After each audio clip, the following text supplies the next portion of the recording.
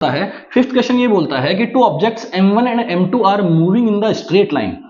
जो दो ऑब्जेक्ट है m1 एंड m2, दो बॉल्स हैं जो m1 एंड m2 हैं, वो एक स्ट्रेट लाइन पे एक दूसरे को क्या कर रही हैं, एक जो बॉल है वो दूसरी वाली बॉल को क्या कर रही है, अप्रोच कर रही है। देखो डायग्राम में दिखा है आप लोगों को यहां से जो m1 है वो कितना है बच्चों, 2 kg है, और वो 5 मीटर पर सेकंड से यहां से चलती हुई दिखाई है। और यहाँ पे जो m2 है, यहाँ पे जो m2 है वो आपकी क्या है भैया, 3 kg है, और इसे दिखाया है यहां से इस डायरेक्शन में दिखाया है 2 मीटर पर सेकंड में। ठीक है, 2 मीटर पर सेकंड से दोनों एक दूसरे की तरफ क्या कर रही है, अप्रोच कर रही है।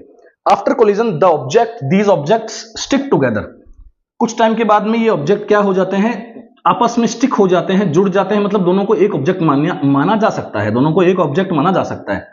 तो ये कितना हो गया भैया 3 kg, और ये कितना हो गया भैया 2 kg, मतलब ये टोटल कितना हो गया 5 kg। और 5 kg होने के बाद में, 5 kg होने के बाद में what will be the velocity of the combined object, जो कंबाइंड ऑब्जेक्ट होगा उसकी क्या वेलोसिटी होगी। देखो भैया वेलोसिटी मैंने इस डायरेक्शन में मान ली, अब मुझे नहीं पता कि ये दोनों टकराने के बाद में इस डायरेक्शन में जाएंगी या इस डायरेक्शन में जाएंगी, मैं कुछ नहीं कह सकता, मुझे कोई पता नहीं है इसका। मैंने इस डायरेक्शन में मान ली, अगर मेरा माइनस में आंसर आ जाएगा तो मैं कहूंगा भाई उधर जा रही थी।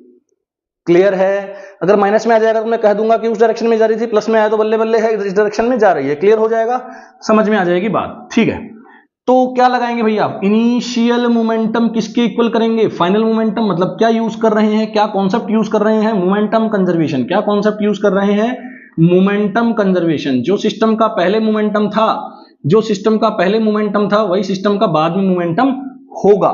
तो पहले मोमेंटम क्या था वही प्रॉब्लम है, वही निकालते हैं। आ जाइए निकालते हैं।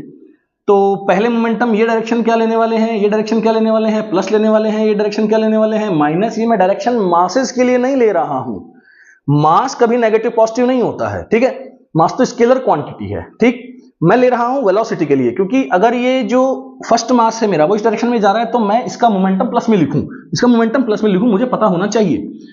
तो 2 इंटू 5 लिख दूं, सिंपल है, 2 इंटू 5 लिख दूं, प्लस लगा देता हूं 3 इंटू माइनस 2। बोलो 3 इंटू माइनस 2 आएगा नहीं आएगा, क्योंकि डायरेक्शन क्या है, माइनस है, तो इसका मोमेंटम माइनस में लिखना होगा, इसकी वेलोसिटी माइनस में लिखनी होगी। क्लियर? तो इनिशियल कितना बन गया 10 प्लस माइनस माइनस 3 2 6, मतलब 4 किलोग्राम मीटर पर सेकंड इनिशियल मोमेंटम है सिस्टम का। इनिशियल मोमेंटम है 4 किलोग्राम मीटर पर सेकंड, आपका इनिशियल मोमेंटम है सिस्टम का। अब फाइनल मोमेंटम भी वही होना चाहिए, तो फाइनल मोमेंटम कैलकुलेट कर लेते हैं। तो फाइनल मोमेंटम हमने प्लस में कैलकुलेट कर लिया, बिकॉज हमने मान लिया है कि v क्या है, प्लस है।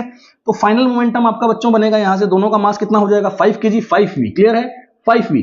तो p